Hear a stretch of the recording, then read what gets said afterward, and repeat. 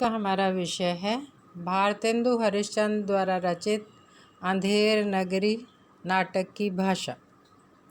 भारतेंदु ने अपने निबंध नाटक में स्पष्ट लिखा कि नाटककारों को जनता के बीच जाना चाहिए और कोठरी और हवा में बैठकर नाटकों की रचना नहीं की जानी चाहिए। उनके समय में जो नाटक खेले जा रहे थे उनका जनता की जिंदगी की समस्याओं से कोई वास्ता नहीं था और ना ही वे नाटक जनता की भाषा में लिखे जा रहे थे। इसलिए नाटक निबंध में उन्होंने जनता में जाकर जनता के रूप को, वस्त्र को, वेशभूषा को, आचार विचार को, बातचीत को, बोली बानी को देखने की बात कही है और वो देख करके ही नाटककारों को नाटक लिखने की उन्होंने बात की। उनका स्पष्ट कथन था कि यह उनके नाटकों में दिखाई देना चाहिए। भारतेंदु बाबू के सामने भाषा के कितने रूप हैं। एक रूप तो दयानंद सरस्वती का है जो उनके सामने उनके समकालीन थे। दूसरा स्वरूप राजा लक्ष्मण सिंह की भाषा का है और तीसरा रूप राजा शिव प्रसाद सितारे हिंद की भाषा का है। आचार्य रामचंद्र शुक्ल ने लिखा है कि वे बाबू शिव प्रसाद राजा लक्ष्मण सिंह दोनों से भिन्न और उनसे अलग हट करके थे। वे उस भाषा को विकसित करना चाहते थे जो हिंदुस्तान की जनता बोलती थी। जो हिंदी जनता बोलती थी, हिंदू और मुसलमान जनता, हिंदी जनता जो बोलती थी उस हिंदी भाषा को वो लाना चाहते थे और उन्होंने उसी भाषा का प्रयोग किया। साहित्य की भाषा के विषय में भारतेंदु का अपना स्पष्ट मत था कि रचना की भाषा जनता की भाषा के निकट होनी चाहिए। उनके अनुसार जब हिंदी नई चाल में ढल रही थी तो वे ढालने वाले स्वयं न थे, उन्हीं की टकसाल में हिंदी ढल रही थी। वो तो जनता की टकसाल में ढलने वाली हिंदी थी, उसको वो अपना माध्यम बना रहे थे। अंधेर नगरी की भाषा जो है इन दृष्टियों से सबसे अधिक प्रभावशाली है। नाटक की भाषा हरकत की भाषा न हो ये तो संभव नहीं है। भारतेंदु इस तथ्य को जानते और समझते थे, इसलिए उन्होंने तरह तरह के भाषा के प्रयोग किए। वे कविता में भी आम जनता की भाषा के प्रयोग पर बल देते थे। वे कहते हैं कि कविता ऐसी होनी चाहिए जिसमें सब आनंद लें, यानी कि सबको आनंद की प्राप्ति हो। यह बात भाषा पर भी लागू होती है। वह भाषा जिसमें एक सीमित वर्ग ही आनंद प्राप्त करेगा वह भाषा हमारा आदर्श नहीं हो सकती। जिसमें सब आनंदित हों, जिसमें सबके लिए ग्रहणशीलता हो, वह भाषा और दूसरी भाषा में अंतर क्या है? संवाद के माध्यम से या रंग संकेतों के माध्यम से सब कुछ कहना होता है। एक नाटककार के रूप में उनको इतनी छूट नहीं है कि वो बीच में आके वर्णन कर सकें जिस प्रकार से कहानीकार या उपन्यासकार करते हैं।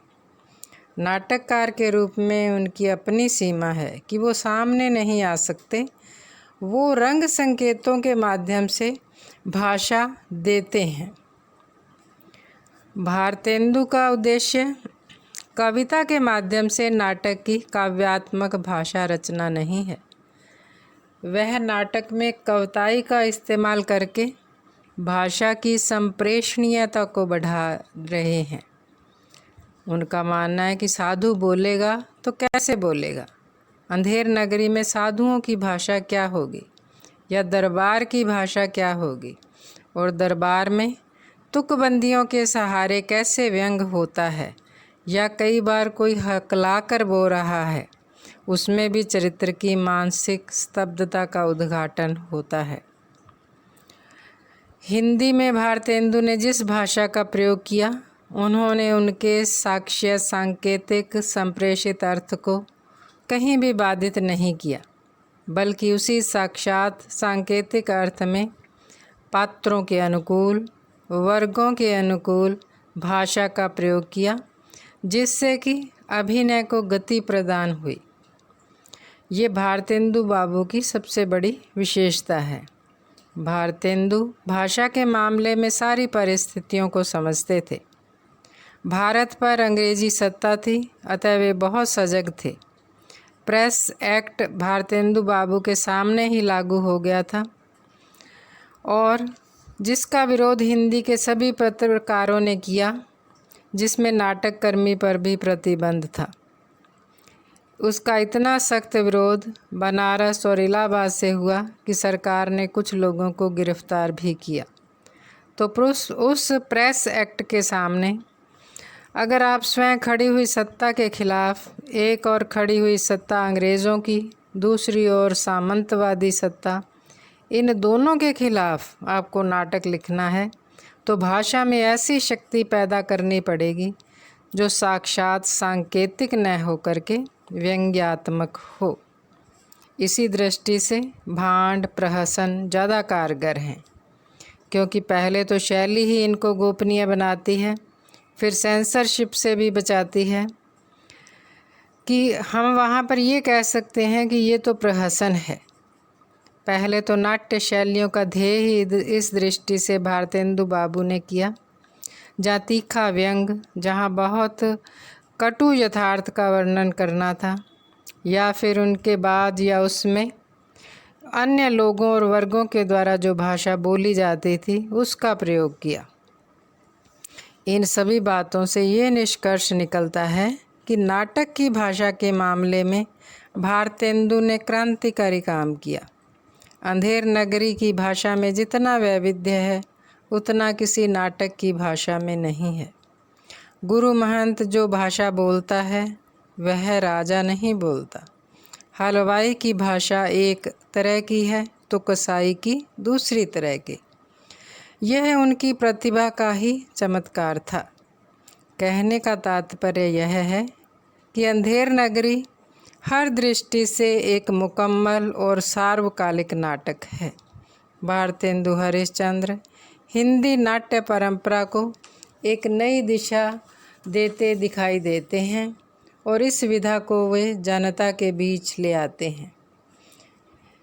ऐसा नाटक लिख करके और उसे मंचित करके उन्होंने एक नाट्य आंदोलन को जन्म दिया था। हिंदी साहित्य के क्षेत्र में भारतेंदु का यह आंदोलन ऐतिहासिक कहा जाएगा कि उन्होंने जनता के बीच में जनता की भाषा को ही लेकर के नाटकों की रचना की। धन्यवाद।